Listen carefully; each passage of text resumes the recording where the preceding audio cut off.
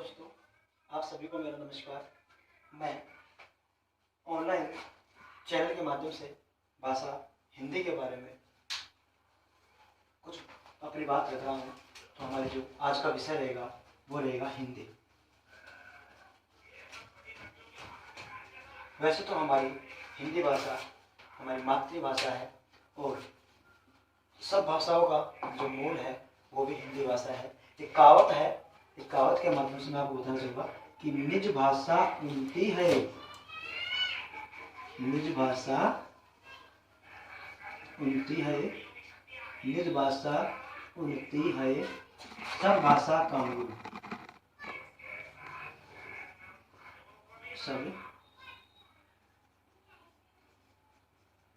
सब भाषा को मूल। कहावत है निज भाषा उनती है, सब भाषा को मूल। कि कहा जाता है कि जो मातृभाषा है वही हमारी निज भाषा होती है और उसी भाषा के माध्यम से सभी भाषाओं का हमें ज्ञान प्राप्त होता है।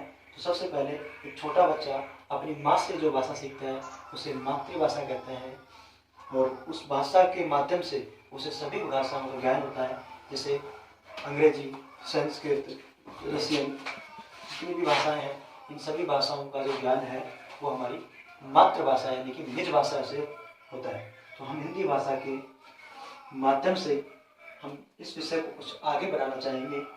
सबसे पहले कहा जाता है कि हिंदी भाषा की सबसे जो छोटी इकाई है वो क्या कहलाती है? हिंदी भाषा की सबसे छोटी इकाई वर्ण कहलाती है। हिंदी भाषा की सबसे छोटी इकाई वर्ण कहलाती है। वर्ण के विषय में कहा गया है कि वर्ण जो है हिंदी भाषा की सबसे छोटी इकाई है, उसके टुकड़े नहीं कर सकती। मैं कहना चाहूँगा कि हिंदी भाषा में वर्ण जो है वो सबसे छोटे रूप का काम करता है और इस वर्ण का हम इससे अत्यधिक कोई टुकड़ा या इसको विभाजन नहीं कर सकते।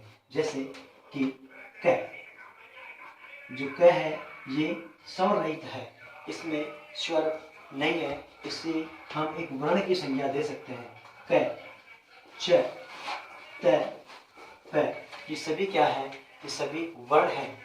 हम कहें कि जब हम पूरे क की बात करें तो ये वर्ण नहीं, ये अक्षर कहलाएगा, अक्षर या व्यंजन कहलाएगा। क्यों? क्योंकि इसमें हम जब क में अ को जोड़ते हैं तो क हो जाता है, यानी कि इसको व्यंजन और इसको स्वर। व्यंजन में जब हम स्वर का मेल कराते हैं तो क्या पूरा क आ जाता है, इसलिए जो क है ये वर्ण नहीं है। तो वर्ण क्या है? वर्ण सबसे छोटी इकाई है, भाषा की सबसे छोटी इकाई है जिसको विभाजन नहीं कर सकते। तो हम देखना चाहेंगे कि वर्ण जो है, वर्ण के कितने भेद होते हैं। वर्ण को दो भागों में बांटा गया है, पहला स्वर और दूसरा है व्यंजन। वर्ण है जो दो प्रकार के होते हैं, स्वर व व्यंजन। आज हम स्वर व व्यंजन के बारे में चर्चा करेंगे। तो सबसे पहला हमारा जो टॉपिक रहेगा वो रहेगा स्वर। सबसे पहले जो हमारा टॉपिक रहेगा वो रहेगा स्वर। अब हम जानना चाहेंगे स्वर होते क्या है, हिंदी भाषा में स्वर होते क्या है, इनकी आवश्यकताएं क्यों ही। तो देखो, हिंदी भाषा में स्वर जो है मूल रूप से, हिंदी भाषा में स्वर मूल रूप से चार ही हुआ करते हैं। हिंदी भाषा में जो स्वर है जो मूल रूप से चार ही हुआ करते थे, परंतु आज इनकी संख्या बढ़कर कितनी हो गई कि हिंदी भाषा में कुल आज 11 स्वर हो गए। कैसे हुए, उनकी उत्पत्ति कैसे हुई, उस विषय में भी हम चर्चा करना चाहेंगे। तो हम सबसे पहले बात करेंगे मूल स्वर। मूल स्वर, ठीक है। मूल स्वर जो कि ए, ई, उ और रे, ए, उ और रे, ये क्या थे? हिंदी भाषा के मूल स्वर थे, जिनकी संख्या कुल कितनी थी? 4 थी। वर्तमान में इनकी संख्या 7 है, जिनको हम संधि स्वर भी कहते हैं।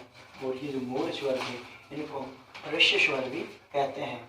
कहने का मतलब छोटे स्वर भी ये कहलाते हैं। मूल स्वर 4 थे जिनको हम ऋष्य स्वर के नाम से भी जानते हैं। तो देखो हम आज बात करेंगे स्वर से स्वर की उत्पत्ति। इन स्वरों से ही स्वर की उत्पत्ति है। जैसे हमारे पास सबसे पहले ए था, ए में हमने जब ए जोड़ा, ए से हमने ए को जोड़ा, तो हमारे पास एक नया स्वर उभर के आया जो क्या कहलाया, आ। तो जो इस प्रकार हमने ए का किया, इसी प्रकार हमने जब ई में ई को जोड़ा तो हमारे पास जो नया स्वर है वो क्या आया, ई। इसी प्रकार हमने ऊ में ऊ को जोड़ा तो हमारे पास जो नया स्वर आया वो क्या आया, ऊ। देखा मैंने कि हमारे पास पहले 4 स्वर थे और अब हम 3 स्वर और हमारे पास नए आ गए। तो ऐसे क्या हुआ, हमारे पास कितने स्वर हो गए, अभी हमारे पास 7 स्वर हैं। अभी भी हमारे पास कुछ स्वर की संख्या घट रही है।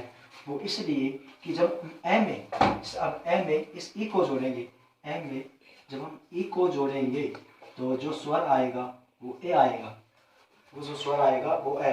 दोस्तों ये वो ए और ई है जिसमें हमें गुण संधि का, जिससे हमें गुण संधि का पता लगता है। वही जब आगे हम पढ़ेंगे संधि, तो संधि में हमें पता लगेगा कि ए और ई हमें कहाँ से मिले और ए और ई के मेल से हमें क्या मिला, ए। इसी प्रकार जब हमारे पास ए आया, जब हमारे पास ए आया तो ए और ए को जब हमने मिश्रण करवाया तो ये हो गया आपका आई। ए में ए जोड़ने पर आई। इसी प्रकार हमारे 1 2 3 4 5 6 7 8 9 अभी भी हमारे पास 2 स्वर घट रहे हैं। वो 2 स्वर कौन कौन से हैं वो भी आप देख लीजिए। हमारे पास ए है, अगर हम ए में ऊ को जोड़ते हैं, ए में अगर हम ऊ को जोड़ते हैं तो हमारे पास जो नया स्वर आएगा वो होगा ओ। ठीक है, और इसी ओ को फिर दोबारा से ए में जोड़ते हैं तो क्या हो जाएगा, अब। अब देख लो दोस्तों, आपके पास जो वर्तमान स्वर है 1 2 3 4 5 6 7 8 9 और 10 एवं 11। देखो हमने कैसे पता लगा लिया कि हमारे पास स्वर कितने हैं, 11। तो आज स्वरों की संख्या 11 है।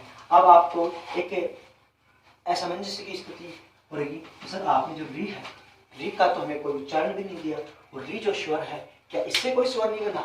जी बिल्कुल, इससे भी एक स्वर बना है, परंतु ध्यान रहे कि जो री से जो स्वर उत्पन्न हुआ है वो मात्र संस्कृत भाषा में काम में लिया जाता है। री और री को जब हम जोड़ते हैं, री और री को जब हम जोड़ते हैं तो हमारे पास एक बड़ी री आ जाती है जो कि संस्कृत भाषा में काम में आती है। हिंदी भाषा में हम इसको काम में नहीं लेते। हिंदी भाषा में इस रे के स्थान पर किसका काम लिया जाता है, रे का काम लिया जाता है। जैसे कि हम पहले पढ़ा करते थे कि ऋतु, ऋतु, तो आजकल हम इस ऋतु के नाम से भी जानते हैं। तो आगे हम और इस टॉपिक को बढ़ाते हुए आगे की ओर चले। देखो हमने पढ़ा स्वर कितने होते हैं। स्वर, मूल स्वर की हम बात करें तो मूल स्वर हमारे पास कितने थे, 4 स्वर थे। ये मूल स्वर या इनको ऋषि स्वर के नाम से भी जाना जाता है। जो हमारे पास बाकी जो स्वर आए, आ ई उ ए ऐ ओ औ, इनको हम संयुक्त स्वर में कहते हैं, क्योंकि इनकी जो उत्पत्ति है जो मूल स्वर से हुई है, इनको संयुक्त स्वर और इनको संधि स्वर भी कहते हैं। इनको ऋषि स्वर कहते हैं तो इनको दीर्घ स्वर भी हम कहते हैं। ये था हमारे स्वर के बारे में विचार विमर्श। आगे नेक्स्ट क्लास में हम आपको व्यंजन के बारे में और स्वर को खोल कर बताएंगे। कृपया आप हमारे चैनल को लाइक और सब्सक्राइब ना भूलें। जय हिंद।